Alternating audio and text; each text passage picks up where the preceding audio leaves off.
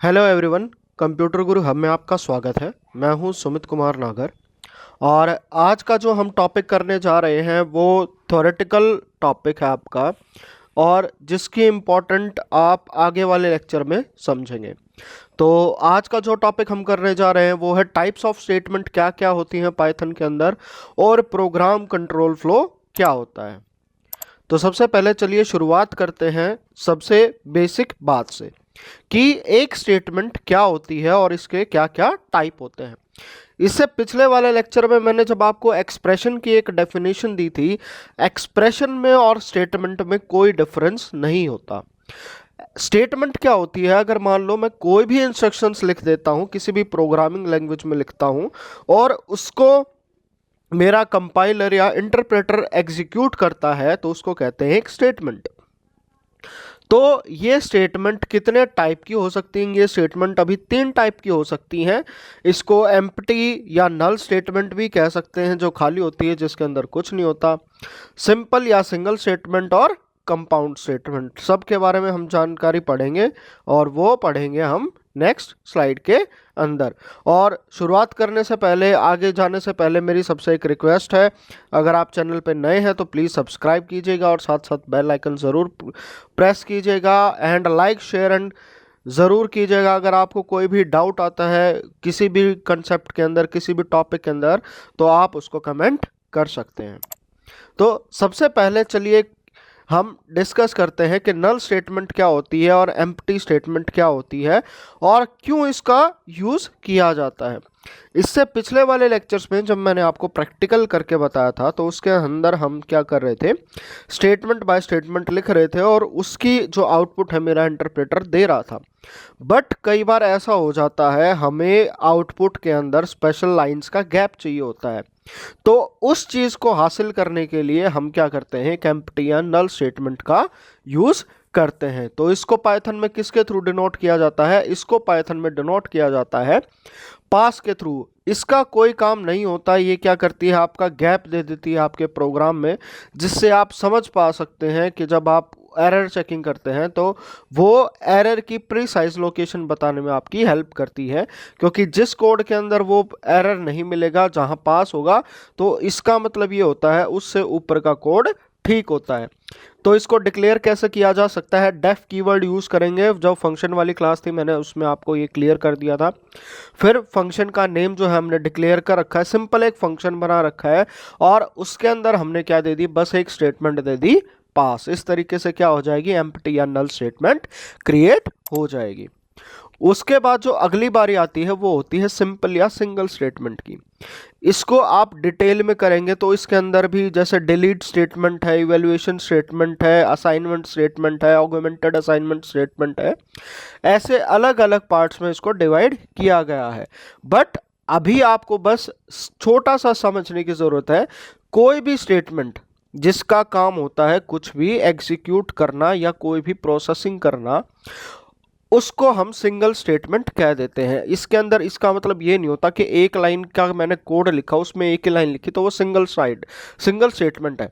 अगर उसके अंदर मैं कॉमा लगा के या कॉलन लगा के अलग अलग लाइन भी लिख देता हूं तो भी किस में आएगा, वो सिंगल स्टेटमेंट में आएगा। जैसे एग्जाम्पल में अगर मैं print 1x is equal to 2 या प्रिंट x जो है, इस तरह की कोई स्टेटमेंट देता हूं, तो ये क्या होती है, हमारी सिंपल या सिंगल स्टेटमेंट। फिर उसके बाद जो अगली बारी आती है वो आती है कंपाउंड स्टेटमेंट की। कंपाउंड स्टेटमेंट से मतलब क्या है? कंपाउंड स्टेटमेंट से मतलब है जहां पे स्टेटमेंट जो है वो सिर्फ सिंगल ना रहे, यानी कि एक स्टेटमेंट मैंने लिखी है, उसके ऊपर डिपेंड करेगी कोई दूसरी स्टेटमेंट जो उसके बिना एग्जीक्यूट नहीं हो सकती। तो ऐसी अगर कोई स्टेटमेंट कहते होती है तो उसको कहते हैं कंपाउंड स्टेटमेंट। और कंपाउंड का स्टेटमेंट क्या है? दे अफेक्ट और control the execution of other statement, जैसा कि अभी मैंने बताया है। इसके अंदर आपकी इफ स्टेटमेंट आ जाती है। जैसे इससे पिछले वाली क्लास में मैंने जब फंक्शन की क्लास दी थी, उसके अंदर हमने क्या किया था, एक फंक्शन डिफाइन किया था और फंक्शन की स्टेटमेंट क्या थी, एक के बाद एक एग्जीक्यूट हो रही थी। इंडेंटेशन के अंदर काम चल रहा था और जब तक मैं उसको डबल एंटर करके बाहर नहीं आता, तब तक वो क्या थी, एक स्टेटमेंट थी। तो ऐसी अगर कोई स्टेटमेंट आती है इसको कंपाउंड स्टेटमेंट कहते हैं। इसके अलग अलग एग्जांपल हैं, आपका इफ भी हो जाएगा, व्हाइल भी हो जाएगा, और ये सारी चीज़ें हम कमिंग लेक्चर्स में सीखेंगे। तो उसके बाद जो अगला टॉपिक आता है वो आता है प्रोग्राम कंट्रोल फ्लो। इससे पिछले वाले लेक्चर में जब मैंने आपको ये डिस्कस करके बताया था कि फ्लो चार्ट क्या होते हैं, उसके अंदर मैंने आपको बताया था कि फ्लो कंट्रोल क्या होता है। उसी चीज़ को अभी हम दोबारा से एक बार रिमाइंड कर लेते हैं कि कंट्रोल फ्लो बोला जाता है इसको, या फ्लो ऑफ कंट्रोल क्या होता है।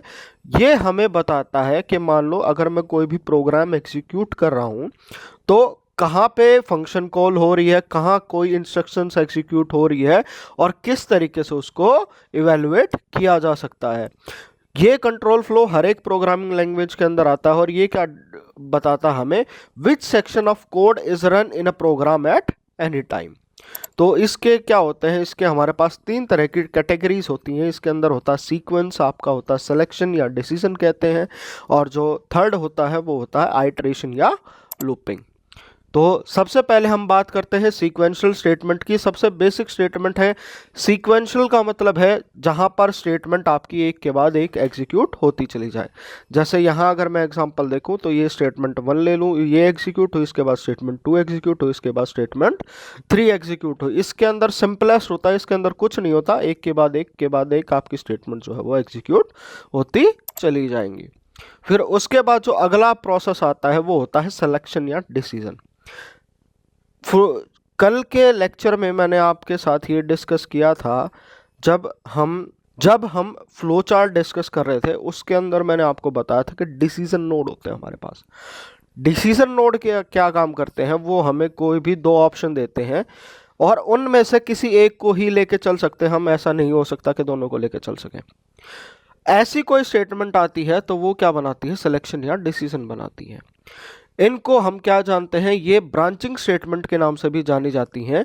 और ये किस लिए यूज़ की जाती हैं, ये यूज़ की जाती हैं कि दो पार्ट मुझे दिखा दिए जाएंगे प्रोग्राम के, और सिलेक्शन कंडीशन के ऊपर ये डिपेंड करेगा कि कौन सा पाथ जो है वो प्रोग्राम में एग्जीक्यूट होगा। या तो सिंपल आपका कंडीशन, ये मान लो कंडीशन आपकी अगर ट्रू होती है तो ये वाला पाथ जो है एग्जीक्यूट होगा, और अगर फॉल्स होती है तो ये पाथ जो है वो एग्जीक्यूट होगा।